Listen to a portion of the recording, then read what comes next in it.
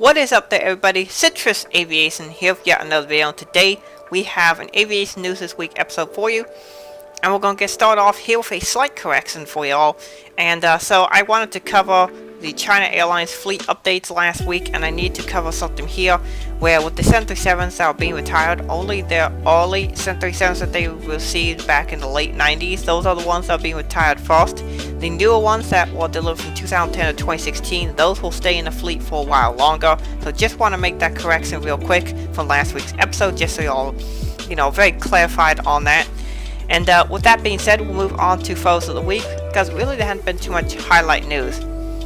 And here we have a picture by Epic Aviation 47. This is of November 288 Charlie Alpha.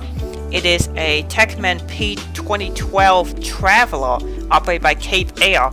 And you might remember, I think it was about a year ago, I covered this on Aviation News This Week, that they had gotten the very first one of these. And they now have a fleet of, I think, about half dozen of these P2012 Travelers. Pretty cool aircraft, a high-wing aircraft with the more modern winglet type thing, and they look really cool. It looks like they can carry about 8 passengers or so, and they're being used as Cape Air's new aircraft of choice.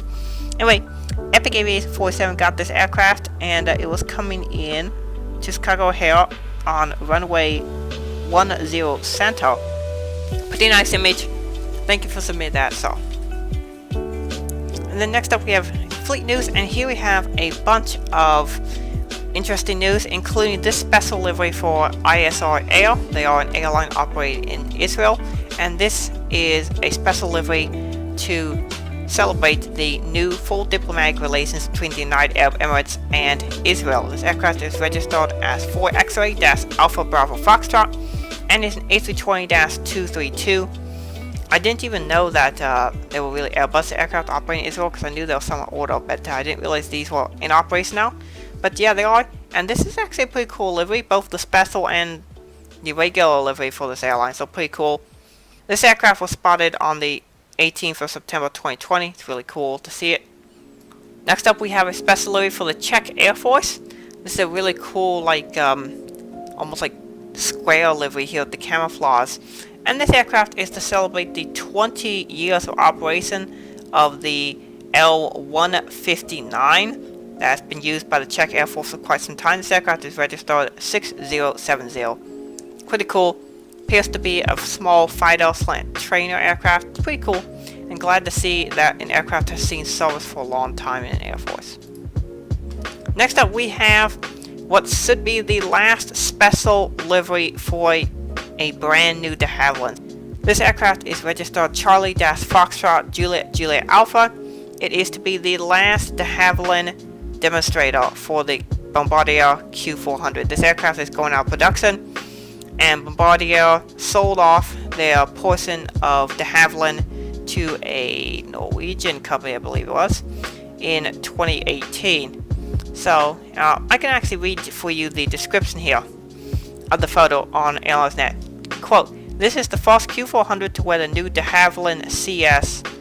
Unfortunately, this demo aircraft will never fly again, and with the Dash 8 program winding down, this is a well-deserved tribute for the legendary aircraft that is still flying in considerable numbers worldwide.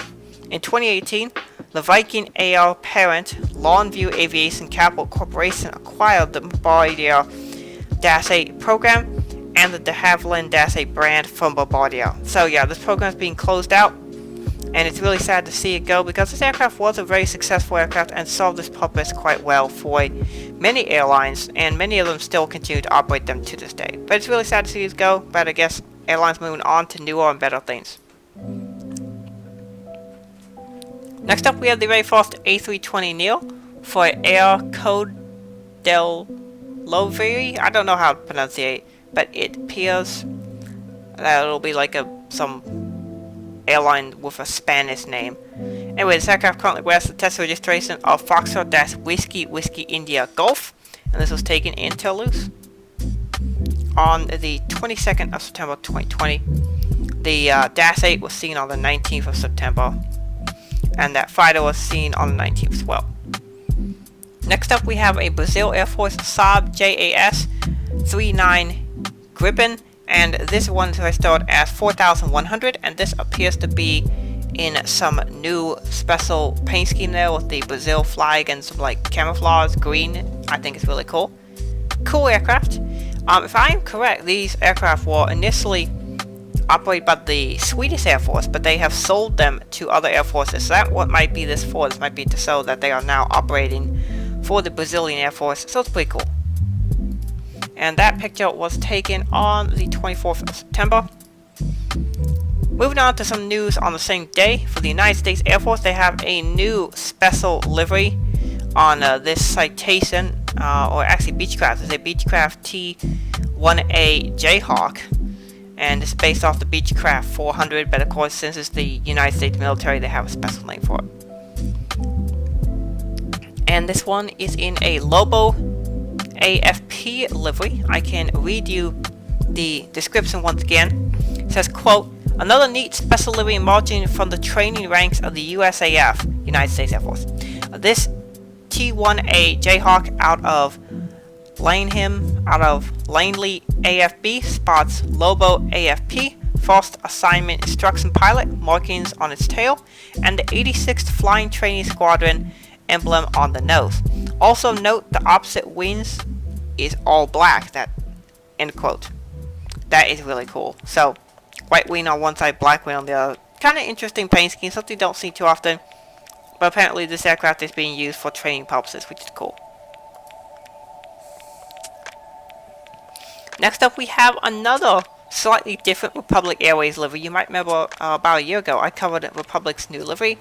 Now appears to have yet another slightly different one.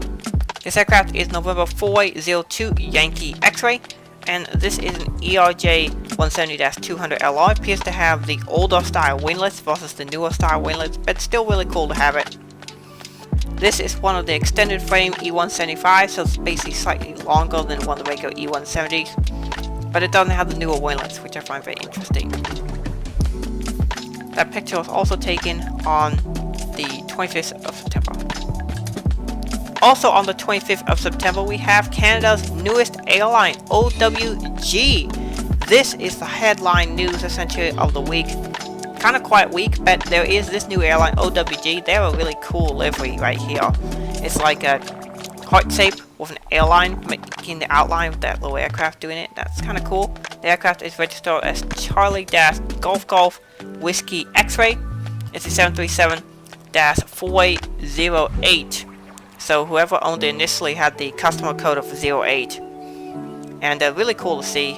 And yeah, it's cool news. And with that being said, we will move on to the final bit of news, and that is that CityLink has a new special livery on one of the A320-251 Neos, registered as Papa Kilo-Golf Tango India. This one says, "Say no to drugs, say yes to travel." Pretty good message, great livery. And this aircraft picture was taken on the 26th of September 2020. And yeah, that's it for the news. Hope you guys enjoyed it. Moving on to interesting things that's going to be happening with the channel. I'll be having an unboxing coming out tomorrow. This video's going out Monday. The unboxing will be out Tuesday. And then I should hopefully get a review out. I haven't been able to record it yet because lighting situations haven't been really working out this weekend. Hopefully I should get it on Monday or Tuesday to record it, and then it should be out Wednesday. And then we'll have the audio update for September out on Friday. Yes, I know it'll be October by the time it comes out, but gotta do for the September schedule. And then we'll just go through a regular rotation of Atlanta, BCI, and Raleigh for the month of October. And so yeah, it's going to be a good week of uploads. I also have some special videos coming for the month of October, some very special ones I think you guys are really going to enjoy. So stay tuned for that. Also, I did go rail fanning in early September. On the 2nd of September, I went rail fanning up to Boone. There wasn't much traffic. I only saw 6 trains in about 7 or so hours I was there. And that's because traffic had been reduced in about mid to late June because of the pandemic. A lot of railways were reducing capacities, and so it went from where I saw 13 trains in early June, on the 13th of June, to only seeing 6 trains on the 2nd of September. And I was even there longer in September, so it's really, that just to just show you how much traffic has really decreased for railways because of the pandemic. Hopefully that comes back. is because it's really sad to see them go, and I really like rail fanning. I also like plane spotting too, obviously. I like the hobbies about equally, to be honest, but it was really sad to see not as much rail activity, so that's why I'm probably not going to be going rail fanning for a little while until the traffic picks up. So yeah, that is it for this video. Hope you guys enjoy. Thank you for watching. Have a great rest of your day. God bless you.